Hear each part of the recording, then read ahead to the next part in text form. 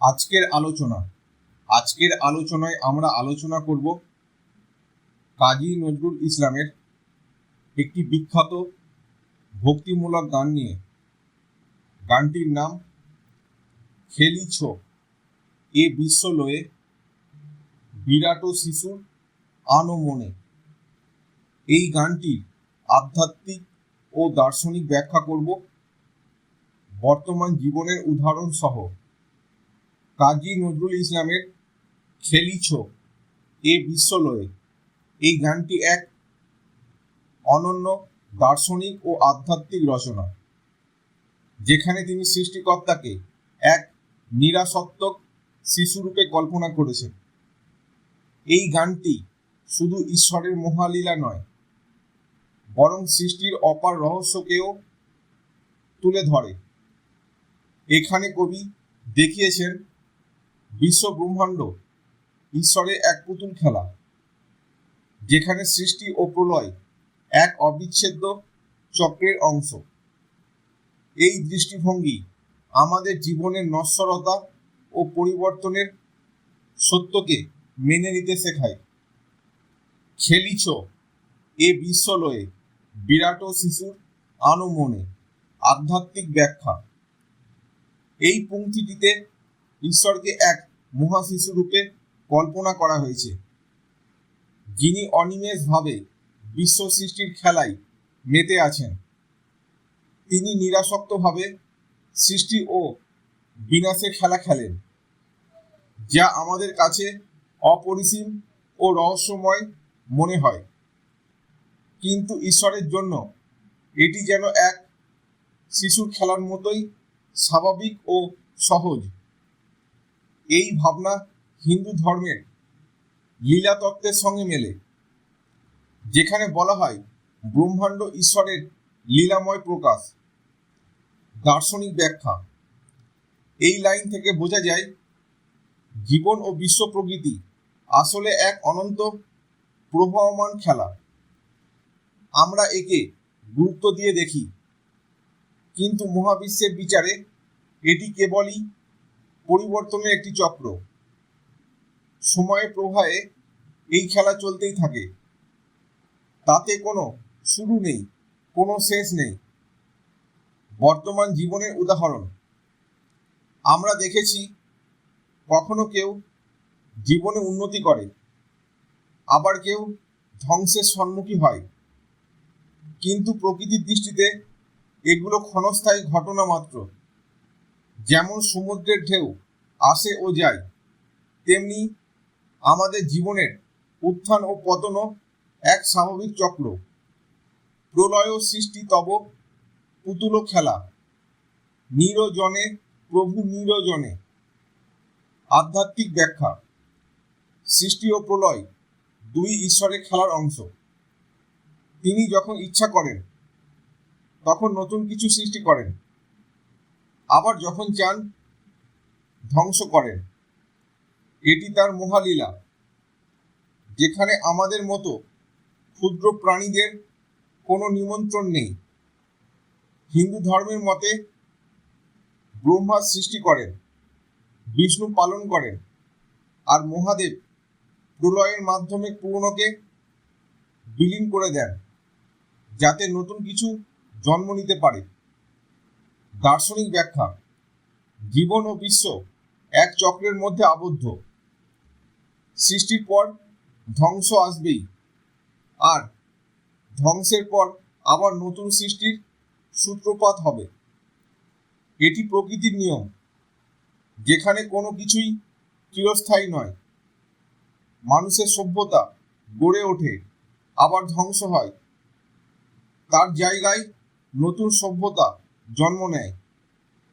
বর্তমান জীবনের উদাহরণ আমরা প্রতিদিন দেখতে পাই, পুরনো বাড়ি ভেঙে নতুন বাড়ি তৈরি হচ্ছে। পুরনো প্রযুক্তি বাদ দিয়ে নতুন প্রযুক্তি আসছে। ঠিক তেমনি প্রকৃতিও পুরনোকে সরিয়ে নতুনকে জায়গা করে দেয়। যেমন গাছের পুরনো পাতা ঝরে গিয়ে নতুন পাতা জন্মায়। শূন্যে মহা আকাশে মগ্ন লীলা বিলাসে, ভাঙিছ গড়িছ নীতি ক্ষণে ক্ষণে। আধ্যাত্মিক ব্যাখ্যা। ঈশ্বর এই মহাশূন্যে অবিরাম লীলা করছেন। তিনি সৃষ্টি করেন, আবার ধ্বংস করেন। এই চিরন্তন লীলায় তিনি আনন্দিত। কিন্তু আমরা যারা ক্ষুদ্র প্রাণী, তাদের কাছে এই পরিবর্তন রহস্যময় ও কষ্টময় মনে হয়। এই দর্শন ভারতীয় উপনিষদ ও গীতার ব্রহ্মলীলা তত্ত্বের সঙ্গে মিলে যায়। দার্শনিক ব্যাখ্যা। এই লাইন বোঝায় যে পরিবর্তনই প্রকৃতির একমাত্র সত্য। যে কোনো কিছুর অস্তিত্ব সময়ের সঙ্গে পরিবর্তিত হয় এবং এটি স্বাভাবিক প্রক্রিয়া।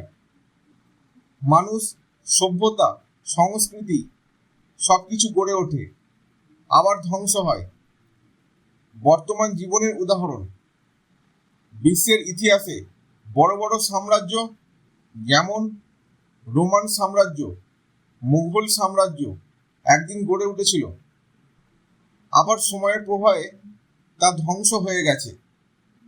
ঠিক তেমনি আধুনিক পৃথিবীতে প্রতিনিয়ত নতুন প্রযুক্তি পুরনোকে প্রতিস্থাপন করছে।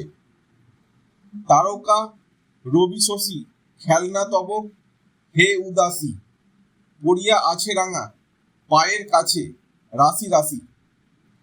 আধ্যাত্মিক ব্যাখ্যা। এই লাইনটি দেখায় যে সূর্য, চাঁদ, তারা সবই ঈশ্বরের খেলার বস্তু মাত্র। তিনি নিরাসক্তভাবে এগুলো সৃষ্টি করছেন এবং নিয়ন্ত্রণ করছেন, যেন এক মহান খেলোয়াড়। ঈশ্বরের এই খেলা এত বিস্তৃত যে মহাবিশ্বের বিশালতাও তার কাছে ছোট মনে হয়। দার্শনিক ব্যাখ্যা। এটি বোঝায় যে আমরা যে বিশাল সৌরজগৎ ও মহাবিশ্বকে চূড়ান্ত জ্ঞান হিসেবে মনে করি, তা প্রকৃতপক্ষে মহাশক্তির সামনে তুচ্ছ। মানুষ এই বিশালতার মধ্যে ক্ষুদ্র এক অস্তিত্ব মাত্র, যার নিমন্ত্রণ আমাদের হাতে নেই। বর্তমান জীবনের উদাহরণ। বিজ্ঞান বলে আমাদের পৃথিবী একটি ছোট গ্রহ, যা বিশাল মহাবিশ্বের এক অতি ক্ষুদ্র অংশ মাত্র। আমরা যতই উন্নতি করি ততই বুঝতে পারি আমাদের জ্ঞান ও শক্তি সীমিত। নিত্য তুমি হে উদার, সুখে দুঃখে অবিকার, হাসিছ খেলিছ তুমি আপন মনে। আধ্যাত্মিক ব্যাখ্যা। ঈশ্বর চিরন্তন, তিনি কখনো পরিবর্তিত হন না। তিনি সুখ ও দুঃখের ঊর্ধ্বে সবকিছু নিরাসক্তভাবে দেখেন এবং তার নিজস্ব লীলায় মগ্ন থাকেন। এই ভাবনা ভগবদ গীতার ন্যাস তত্ত্বের সঙ্গে মেলে, যেখানে বলা হয় ঈশ্বর সবকিছু পরিচালনা করেন, কিন্তু তিনি নিজে এতে আসক্ত নন। দার্শনিক ব্যাখ্যা। এটি দেখায় প্রকৃতি ও বিশ্ব চরাচর নিজের নিয়মে চলে। এতে আনন্দ ও দুঃখ, উত্থান ও পতন, সৃষ্টি ও বিনাশ সবই রয়েছে। কিন্তু মহাশক্তির কোনো আবেগ নেই, সে কেবল তার চক্রে আবর্তিত হয়। বর্তমান জীবনের উদাহরণ। আমরা দেখেছি অনেক প্রাকৃতিক দুর্যোগ আসে, আবার প্রকৃতি নিজেই তা পুনরুদ্ধার করে। যেমন একদিন ভূমিকম্পে ধ্বংস হয় কোনো শহর, আবার কয়েক বছর পর সেই শহর নতুনভাবে গড়ে ওঠে। প্রকৃতি কোনো কিছুতেই স্থায়ীভাবে ক্ষতিগ্রস্ত হয় না, বরং নিজের নিয়মে চলে। এই গানটি আমাদের শেখায় সৃষ্টির প্রকৃতির সাথে সংযোগ স্থাপন করা এবং তা বোঝার চেষ্টা করা। আমরা যেসব ঘটনা নিয়ে চিন্তিত থাকি, সুখ দুঃখ, হারানো পাওয়া, সবই ঈশ্বরের এক মহালীলার অংশ।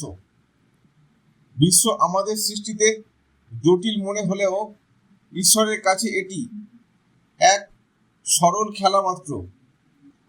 তাই জীবনের পরিবর্তনকে মেনে নেওয়াই প্রকৃত জ্ঞান। এই গান আমাদের মনে করিয়ে দেয় যে আমরা যা কিছু করি বা যা কিছু ঘটছে সবই প্রকৃতির এক অংশ মাত্র।